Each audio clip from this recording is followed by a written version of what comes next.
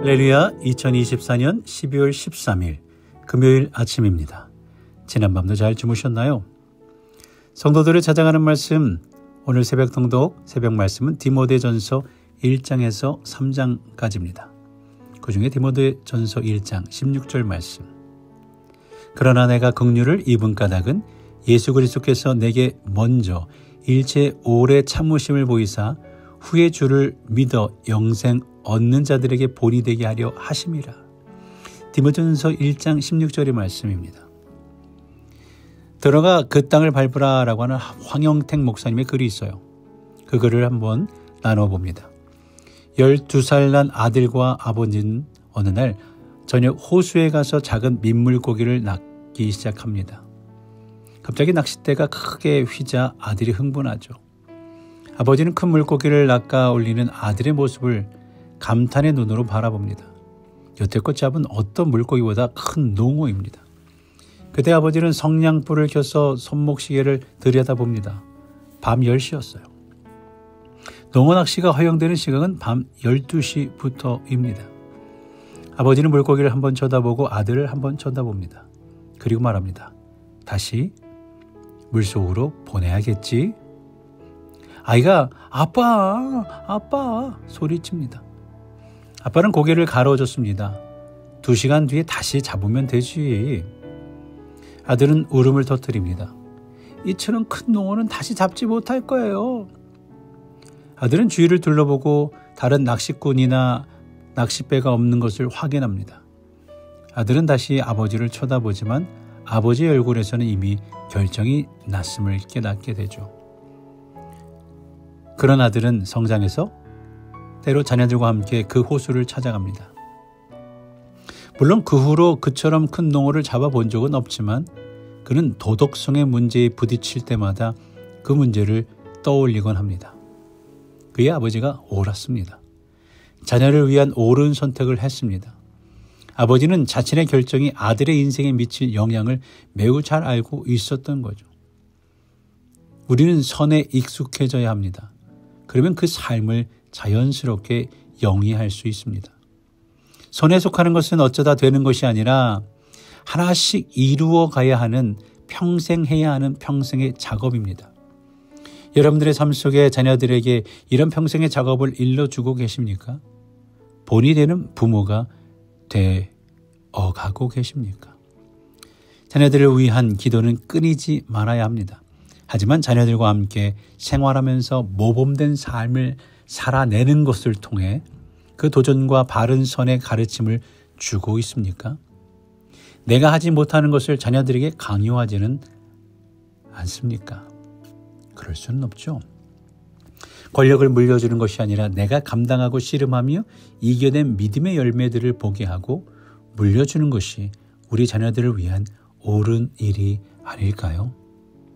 우리가 내가 감당해야 할 믿음의 선한 싸움은 무엇입니까? 매일매일 계속되는 여러분들의 가정과 삶 속에서, 일터 속에서, 우리 아이들이 심지어 보는 앞에서 신앙의 양심에 꺼리낌이 없는 선한 싸움의 승리자의 모습으로 살아가실 수 있기를 간절히 축원합니다. 때는 그렇지 못할 때는 우리는 많은 후회를 하게 됩니다. 후회를 자주 할 때도 있습니다. 나중에서야 과거의 잘못을 뼈저리게 실감하며 기쁜 후회에 잠시 회개를 해본 적 여러분도 한두 번 있지 않으시나요? 그것이 그토록 내 삶의 영적이든 실제 생활에서든 치명상을 안겨주는 것이었음에도 불구하고 그때는 그것을 전혀 모르고 행하다가 이제야 그것에 바르지 못함을 알고서 아픈 후회 속에 잠겨본 적이 있을 겁니다. 아마도 한두 번 정도 다 있지 않을까요? 아니, 앞으로도 또 있을지 모릅니다. 그러나 이런 것들의 연속이 내 삶 속에서 겪어야 할 필연적 과정이라고 한다면 그런 깨달음 없이 마냥 내 식으로 질주하는 삶보다는 회개하고 성령의 조명하심으로 내 스스로를 돌아보는 삶이 얼마나 절실하게 필요한 것인지 모릅니다. 그런 시행착오가 있기 때문에 수정되고 교정된 삶을 살아갈 수 있는 것이 아닐까요? 그것이 하나님의 은혜입니다. 어떤 물건이든 그 물건을 계산하는 법이 있습니다. 예를 들어 공룡의 뼈 한번 생각해 보실래요? 공룡의 뼈는 산업적으로 보아도 아무런 가치가 없습니다. 그러니까 산업적으로 보았을 때 아무런 가치가 없어요. 공룡의 뼈 가지고 돈이 될 만한 것을 만들 수 없기 때문이죠. 또 공룡의 뼈는 음악적으로도 아무런 가치가 없습니다. 공룡의 뼈 가지고 아무런 음악도 만들어낼 수 없기 때문이죠. 그러나 역사적 또는 고대 생물들을 연구하는 학자들에게는 어마어마한 가치가 있는 물건이 될 수 있습니다. 그래서 어떤 물건이 어떤 가치가 있는가를 생각할 때에 어떤 면으로 그 물건을 보아야 할 것인지를 먼저 생각해 보아야 합니다. 경제적인 가치를 따질 것인지 아니면 역사적인 가치를 따질 것인지 아니면 예술적인 가치를 따질 것인지 먼저 결정해야 그 물건의 진정한 가치를 결정할 수 있기 때문입니다. 그렇게 가치를 결정하는 것들 중에 영어로 sentimental value라는 것이 있습니다. economic value라는 말은 경제적인 가치를 가리키죠. historic value는 역사적인 가치를 가리킵니다. commercial value는 상업적인 가치를 가리키죠. 그렇다면 sentimental value는 어떤 가치를 가리키는 걸까요? sentimental value, 이 감성적 가치를 가리키죠. 예를 들어 가족 사진이 있습니다. 언젠가 홍수로 모든 것을 다 잃어버린 사람이 가족 사진이 모두 없어졌다면서 눈물을 흘리는 것을 뉴스를 통해 본 적이 있어요. 그 가족 사진은 경제적인 가치가 없어요. 역사적인 가치도 없어요. 상업적 가치는 더 없죠. 시장에 가서 팔려고 해도 아무도 사지 않을 거고 그냥 그런 평범한 사진입니다. 어떤 것은 얼굴도 잘 알아보지 못할 정도로 오래된 흑백 사진인 경우도 있습니다. 그럼에도 불구하고 그 사람에게는 유명한 사진작가가 찍은 100만 불짜리 사진보다 더 귀하죠. sentimental value 때문입니다. 그리고 그런 사진이 그런 감성적 가치가 있는 이유는 다른 것이 아닙니다. 그 사진은 자기를 향한 누군가의 사랑의 마음을 담고 있기 때문입니다. 예수 그리스도를 믿는다는 것은 다른 것이 아니라 나를 향한 하나님의 사랑을 믿는 거예요. 우리가 예수 그리스도를 귀하게 여기는 이유는 다른 것이 아닙니다. 우리를 향한 하나님 사랑 때문이에요. 우리를 향한 하나님의 사랑이 예수 그리스도를 통해 우리에게 주어졌기 때문입니다. 그래서 예수님을 생각할 때 단순하게 구원받은 것만 생각해서는 예수님을 향한 진정한 감사를 드릴 수가 없어요. 왜냐하면 예수님은 그냥 우리를 구원해 주신 분이 아니라 우리를 사랑해 주신 분이기 때문입니다. 오늘 본문은 우리를 향한 하나님의 인내에 대해 말하고 있죠. 그러나 내가 긍휼을 입은 까닭은 예수 그리스도께서 내가 먼저 일체 오래 참으심을 보이사라고 했습니다. 그처럼 오래 참으심은 무엇을 가리키는 걸까요? 우리를 향한 사랑을 가리키는 거죠. 부모들이 자녀들을 향하여 오래 참는 경우가 있습니다. 아이들이 말을 듣지 않고 고집을 피울 때에 야단을 칠 수도 있지만 참아요. 아이들이 하고 싶은 것을 무력으로 하지 못하도록 할 수 있지만 참습니다. 사랑하기 때문에. 그래서 부모의 참음은 곧 사랑의 표현입니다. 마찬가지로 하나님께서 우리를 향해 오래 참으신 것 역시 우리를 향한 사랑의 표현입니다. 그래서 우리를 향한 하나님의 은혜와 긍휼 역시 우리를 향한 하나님의 사랑의 표현이라는 것을 늘 생각해야 합니다. 그리고 십자가를 볼 때 또한 말씀을 접할 때 또는 기도할 때에도 언제나 우리를 향한 하나님의 사랑을 기억해야 합니다. 왜냐하면 하나님은 로봇 같은 분이 아니시기 때문이죠. 로봇은 아무런 감정도 없고 느낌도 없습니다. 다만 미리 프로그램된 정해진 일을 할 뿐이죠. 자동차를 만드는 회사에서 로봇이 제일 많이 사용되어지잖아요. 문짝을 붙이는 로봇, 창문을 다는 로봇, 페인트 칠을 하는 로봇 등등. 그래서 그런 로봇들을 작동시키면 차례를 따라 각자 맡은 일을 순서대로 정확하게 해냅니다. 문짝에 유리차를 달고 난 다음에 그 문을 차에 붙이면 유리창에 달아지지 않았다고 해서 문을 닫는 로봇이 기다려주지는 않습니다. 유리창에 달려있던 없던 자기 차례가 되면 자기가 해야 할 일을 해버리죠. 그래서 로봇 세계에서는 기다려준다는 말, 오래 참는다라는 말, 그 용어가 없을 것 같아요.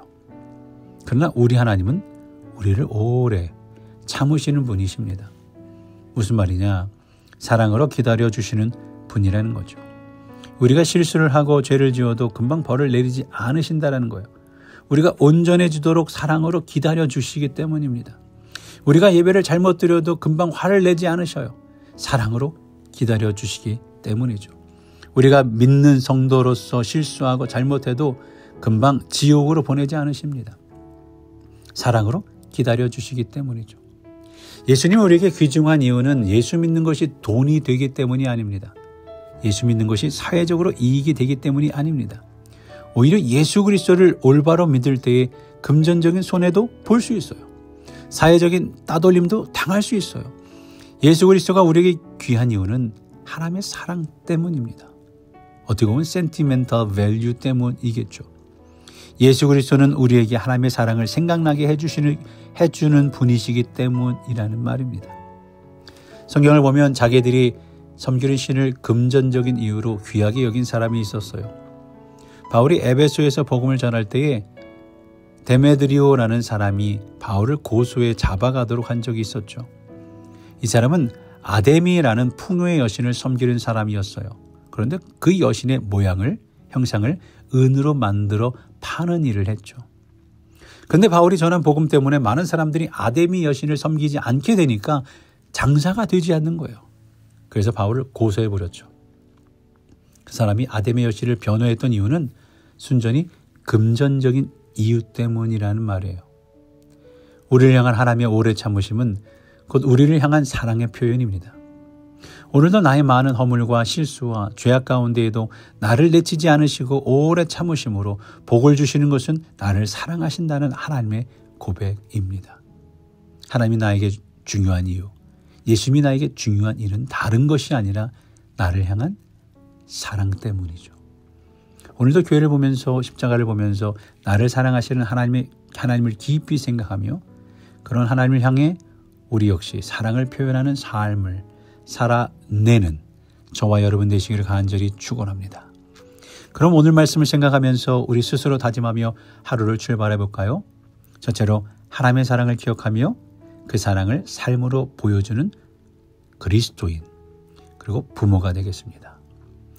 두 번째로 하나님의 오래 참으심을 본받아 믿음의 인내의 삶을 살아내겠습니다. 오늘 이렇게 다짐하며 서로를 위해 기도하실 때에 영미 윌슨 집사님 허리 수술 후 회복을 위해 미셸리 성도님 집사님 어깨 수술 후 잘 회복되도록, 손명호 권사님 팔 수술 후 또 잘 회복되도록, 우리 장하나 권사님 회복되실 수 있도록, 김미애 집사님도 회복되실 수 있도록, 황온준 청년 건강 회복을 위해서 함께 기도해 주시기를 부탁을 드립니다. 우리 태신자를 위해서 기도해 주시고요. 함께 기도하며 출발하겠습니다.